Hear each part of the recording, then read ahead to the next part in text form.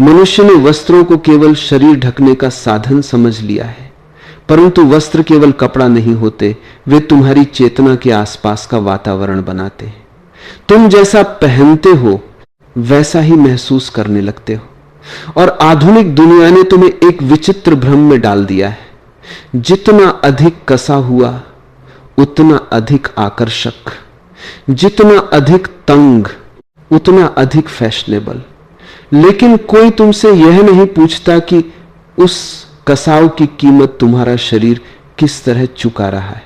जरा देखो, तुम्हारा शरीर केवल मांस और हड्डियों का ढांचा नहीं है, इसके भीतर एक अत्यंत सूक्ष्म, अदृश्य परंतु अत्यंत महत्वपूर्ण व्यवस्था काम कर रही है। लसीका तंत्र, जिसे तुम अंग्रेजी में कहते हो, यह तुम्हारे शरीर की सफाई व्यवस्था है, तुम्हारा जैविक सीवेज सिस्टम। जैसे शहर में नालियां होती हैं जो कचरा, अपशिष्ट, विषैले तत्व बाहर ले जाती हैं, वैसे ही तुम्हारे शरीर में लसीका द्रव निरंतर बहता रहता है। यह कोशिकाओं के बीच जमा हुए अपशिष्ट को उठाता है, बैक्टीरिया से लड़ता है, प्रतिरक्षा प्रणाली को सक्रिय रखता है। अब जरा ध्यान से समझो, यह प्रणाली हृदय की तरह पंप से नहीं चलती।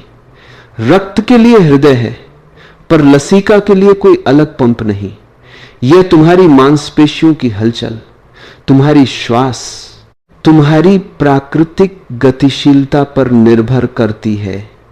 जब तुम चलते हो, जब तुम गहरी सांस लेते हो, जब पेट फैलता, सिकुड़ता है, तब लसीका प्रवाह सक्रिय होता है, और यहीं से समस्या आरंभ होती है। तुम अपने कमर के चारों ओर कसकर बेल्ट बांधते हो, तुम्हारी जींस इतनी तंग होती है कि त्वचा सांस लेने को तरस जाती है। तुम्हारे जांघों, ग्रोइन और पेट के निचले हिस्से में शरीर के सबसे महत्वपूर्ण लसीका नोड्स स्थित हैं। ये नोड्स फिल्टर हैं, वे विषाक्त पदार्थों, मृत कोशिकाओं, सूक्ष्म जीवों को रोकते हैं, शुद्ध करते हैं, निष्क्रिय करते हैं। कल्पना करो, यदि किसी शहर की नालियों पर तुम पत्थर रख दो, यदि रास्ते संकरे कर दो, यदि प्रवाह रोक दो, तो क्या होगा? कचरा जमा होगा, दुर्गंध फैलेगी, प्रदूषण बढ़ेगा। शरीर भी यही करता है, परंतु वह शिकायत नहीं करता, वह केवल संकेत देता है। तुम महसूस करते हो सूजन, भारीपन, पानी रुकना, पैरों में जकड़न, बार बार थकान, त्वचा की निस्तेजता। प्रतिरक्षा शक्ति धीरे धीरे कमजोर पड़ने लगती है, शरीर का प्रवाह बाधित होता है, और यह सब अचानक नहीं, बहुत धीरे धीरे होता है, इतनी धीमी गति से कि तुम उसे जीवन का सामान्य हिस्सा समझ लेते हो। तंग कपड़े शरीर पर केवल बाहरी दबाव नहीं डालते, वे भीतर की गतिशीलता को सीमित कर देते हैं। पेट को फैलने नहीं देते, श्वास को उथला बना देते।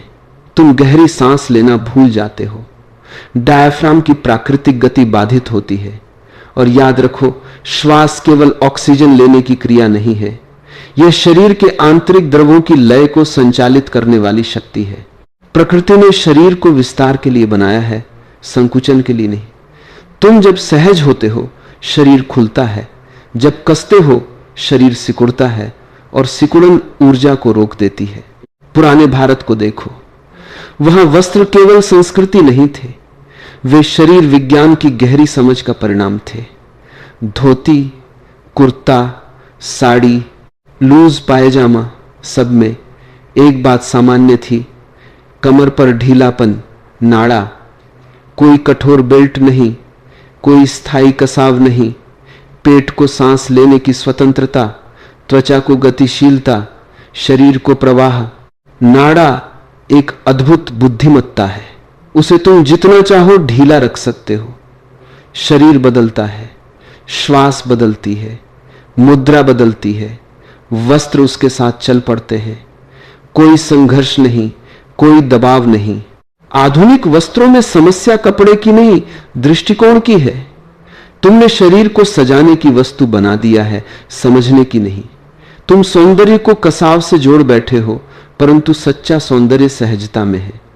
शरीर जितना आराम में होगा उतना ही चमकेगा। रक्त प्रवाह बेहतर, लसीका प्रवाह संतुलित, त्वचा जीवंत, ऊर्जा प्रवाहित। यह मत समझो कि मैं तुम्हें फैशन छोड़ने को कह रहा हूं, मैं तुम्हें जागरूकता की ओर बुला रहा हूं। तुम कुछ भी पहन सकते हो, पर प्रश्न है, क्या तुम अपने शरीर की संवेदनशीलता सुनते हो? क्या तुम महसूस करते हो कि कपड़ा तुम्हें मुक्त कर रहा है या बांध रहा है? शरीर निरंतर संवाद कर रहा है। तंग बेल्ट के नीचे का दबाव, पेट की जकड़न, बैठते समय असुविधा, ये सब संदेश हैं। शरीर कह रहा है मुझे सांस लेने दो, मुझे बहने दो। याद रखो, स्वास्थ्य केवल भोजन से नहीं बनता, केवल व्यायाम से नहीं बनता, स्वास्थ्य प्रवाह से बनता है। जहां प्रवाह रुकता है वहां समस्या जन्म लेती है, जहां ऊर्जा स्वतंत्र होती है वहां जीवन खिलता है। तुम जब ढीले वस्त्र पहनते हो, केवल शरीर नहीं, मन भी ढीला होता है। कसाव केवल कपड़ों में नहीं रहता, वह धीरे धीरे व्यक्तित्व में उतर आता है। तनाव, कठोरता, असहजता और ढीलापन केवल कपड़ों में नहीं रहता, वह धीरे धीरे चेतना में उतर आता है। सहजता, खुलापन, विश्राम।